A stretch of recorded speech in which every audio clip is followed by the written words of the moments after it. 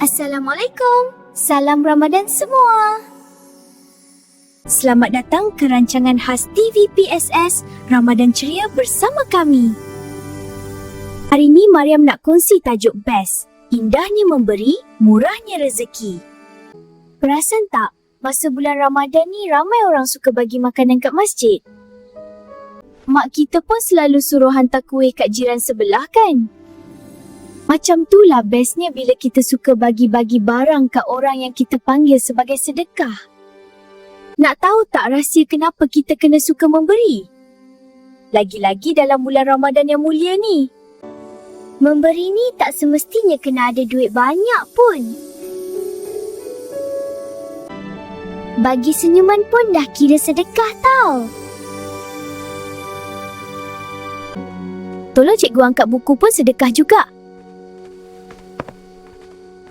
Bagi separuh kuih kat kawan yang tertinggal duit pun sedekah besar nilainya. Kadang-kadang orang takut bagi barang kat orang. Takut nanti barang kita jadi sikit. Tapi rahsia Allah sangat hebat. Siapa suka memberi, Allah tambah lagi rezeki dia. Macam air dalam cawan yang penuh. Bila tuang lagi air tu melimpah keluar. Allah sayang sangat kat orang yang suka tolong orang lain. Dan yang paling penting, tak kedekut langsung. Contohnya masa berbuka, kalau kita ada 2 biji kurma, kita nampak kawan kita tak ada makanan. Kita bagi dia 1 kurma. Walaupun kita tinggal 1 je, tapi kawan punya happy tu sampai ke hati tau. Malaikat pun sayang kita, asyik doa yang baik-baik je untuk kita sepanjang malam tau. Tip pertama, buat 1 tabung sedekah kat rumah. Setiap hari masukkan 10 sen. Hujung Ramadan, bawa tabung tu ke masjid. Tip kedua, jangan pilih siapa nak tolong. Tolong je sesiapa yang perlukan. Tip ketiga, niat dalam hati.